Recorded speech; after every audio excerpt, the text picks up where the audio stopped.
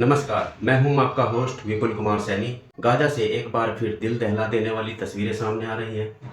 Israel ने Gaza के कई इलाकों में हवाई हमले तेज कर दिए हैं। इन हमलों में रिहायशी इमारतें, टेंट, कैंपों और अन्य क्षेत्रों को निशाना बनाए जाने की खबरें हैं।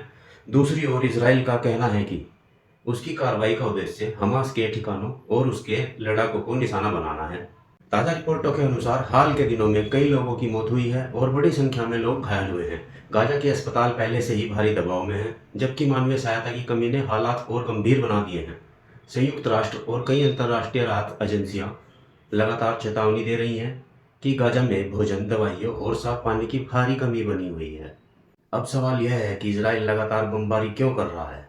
इसराइल का कहना है कि जब तक हमास पूरी तरह हथियार नहीं डालता और उसके सैन्य ढांचे को खत्म नहीं किया जाता, तब तक सैन्य अभियान जारी रहेगा। वहीं हमास का कहना है कि पहले इजरायली सैन्य कार्रवाई रुके और स्थायी युद्ध विराम लागू हो, उसके बाद ही आगे की प्रक्रिया संभव है।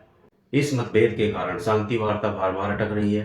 हाल के दिनों में अमेरिका की मध्यस्थता से एक नई शांति योजना पर भी चर्चा हुई। खबरें हैं कि हमास ने कुछ शर्तों पर सकारात्मक रुख दिखाया, लेकिन इजराइल ने सुरक्षा संबंधी गंभीर चिंताएं जताई और अपने हवाई हमले जारी रखे। मिस्र, कतर और तुर्की जैसे मध्यस्थ देश लगातार दोनों पक्षों से संयम बरतने की अपील कर रहे हैं। इस युद्ध का सबसे बड़ा असर आम नागरिकों पर पड़ रहा है। लाखों लोग अपने घर छोड़ने को मजबूर हुए हैं।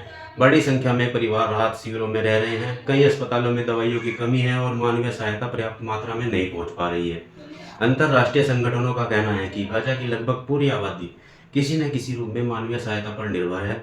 इजराइल का दावा है कि केवल हमास के सैन्य ठिकानों को निशाना बनाते हैं। दूसरी ओर फिलिस्तीनी अधिकारियों और कई अंतर्राष्ट्रीय संगठनों का कहना है कि बड़ी संख्या में आम नागरिक भी संघर्ष की चपेट में आ रहे हैं। इन दावों की स्वतंत्र पुष्टि हर घटना में संभव नहीं हो पाती, इसलिए अलग अलग पक्ष अलग अलग आंकड़े और दावे पेश करते हैं। दुनिया भर के कई देश युद्ध विराम और बंधकों की रिहाई की मांग कर रहे हैं। संयुक्त राष्ट्र भी लगातार संघर्ष रोकने और मानवीय सहायता बढ़ाने की अपील कर रहा है, लेकिन जमीन पर हालात अभी भी बेहद तनावपूर्ण बने हैं और शांति की राह आसान नहीं दिख रही है। फिलहाल गाजा में बमबारी जारी है, लोग सुरक्षित स्थानों की तलाश में हैं और पूरी दुनिया की नज़र इस संघर्ष पर टिकी हुई है। फिलहाल इस बड़ी खबर में इतना ही। अगर आपको यह रिपोर्ट उपयोगी लगी हो तो वीडियो को लाइक करें, चैनल को सब्सक्राइब करें और जुड़े रहें मेरे साथ। तब तक के लिए नमस्कार।